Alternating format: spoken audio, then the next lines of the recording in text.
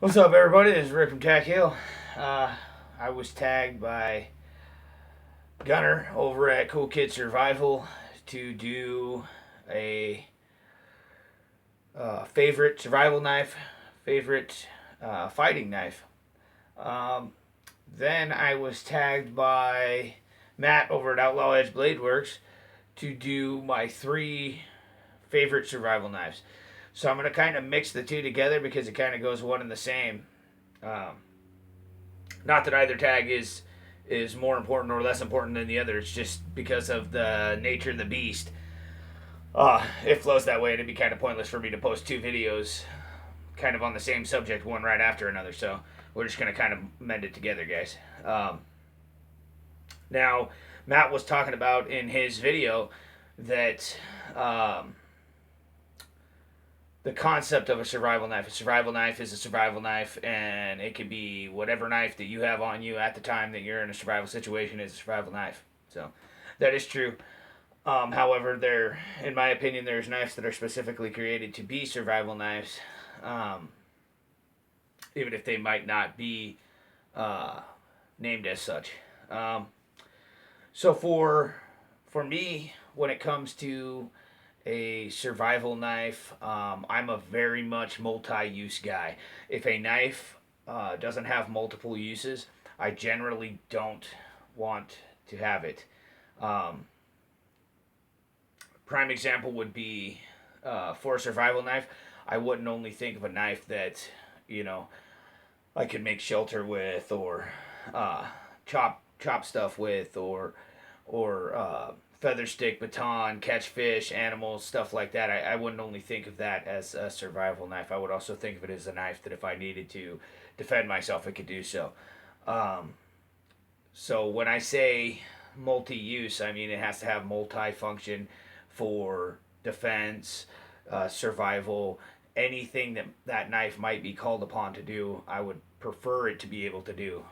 It doesn't have to do everything great as long as it does everything. Um, so for the first one, you guys have seen this a million times. Um, is my SE6. Uh, put my awesome frog tack lanyard on there. It's beautiful. Um, the sheath has a few things on it. We have some paracord here. Um, Inside the little pouch here, I have a ferro rod and a little chunk of fat wood. And then uh, throw that back in there real quick. Then on the back, I mounted these little mirrors that I got. They're side view mirrors. Sorry, I'm not used to doing that one handed. Little side view mirrors that I got. They it'll work for signaling. It'll work for checking yourself over. You can use it as a mirror, to check yourself over, check your face or whatever. Um, uh, this to me is an excellent survival knife, but it's also a great defensive knife. What does a defensive knife to me mean? A defensive knife to me means something that, number one, has a stout tip on it. It has to have a stout tip in case I need to use it in that, to stab with. Um, Also, if it does not have a finger guard, some sort of finger guard, it is useless. Uh, and the reason being is because anyone who's ever stabbed into anything hard can tell you that your hand will easily slide up a blade if you do not have something preventing it. Now, this is not the best finger guard in the world. However, when you get a hold of it, it does give you a really nice grip, and it does prevent your hand from moving anywhere.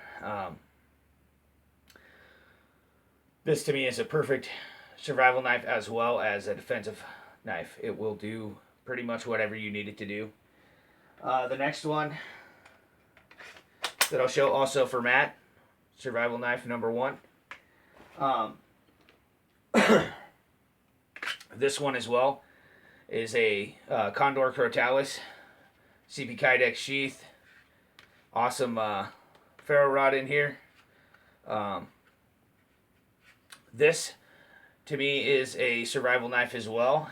It's got a much shorter blade on it than the SE6. This one is like 5 inches, and the SE6 is 5 3/4, so almost 6 inches. Um, Again, we have the rolled out finger guard to prevent you from sliding. So again, another great survival knife as well as a defensive knife. This one is minus a exposed pommel, so that's kind of an issue if you need to hammer or you need to do anything like that. You're eventually going to mess up the micarta, but I mean, ultimately, in a survival situation, who cares if you mess up the handles on your knife? As long as your knife continues to function. If you break your knife, well, that's a whole different story. Um, the way it sits in your hand sits in there really nice. If you have to stab into something, you have to rip into something. You're not going to slide forwards. You're not going to be in any danger. Um, I would prefer a bigger finger guard, but this one is fine. So this would be a combat knife as well, and excellent survival knife. The last one is a new one that was sent to me by my buddy Houseboat Rob, uh, and that's the Aranyik ENEP. Um, this knife right here it's vicious. Now the only downside to this knife, you do have a nice cutout finger guard. The only downside to this knife is that the handles are fairly smooth. Okay, and I will be remedying that. I'm thinking I'm gonna wrap some kind of athletic tape or something around there to prevent it from sliding. However, the way it feels in your hand is really nice. You definitely could use this as a defensive weapon. You could also use it as a great survival tool. It does have that really nice big roll belly to it, so it can easily be used as a skinning tool, can easily be used for food processing. You do have a nice little chunk right here, as you can see, where you can do some feather sticking. As far as chopping, it will chop amazingly. You can get up on the blade some, and get a nice grip on there. But it does have a finger guard. The finger guard is not amazing on this one. I wished it came out more. But even still, like that, you're not going to have any problems. And generally, in a survival situation, this knife would be perfect because you could easily make through with any kind of wood that you're dealing with. If you're trying to make a shelter, this will definitely do it really quick because it's a very heavy blade and it's easy to work. You can just basically let the knife fall on its own, and its own weight will chop through a lot of stuff. As far as a defensive item, well, I mean, you can look at it and see you can pretty much get a two-hand grip on this, really whack into it. You could come in, and just any way you need to slice with it. If you had to stab, you could do that.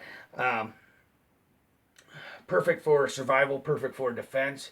A lot of people might disagree from the size of this, but I'm more of a bigger blade guy, so I would say anything from, well, a lot of people would say 5. I'll say 5.5 to 7 inches is the right around the perfect survival knife size. However, that's just a size. You can go from basically 5.5 on up till you start getting into the sizes like this for a survival knife, in my opinion.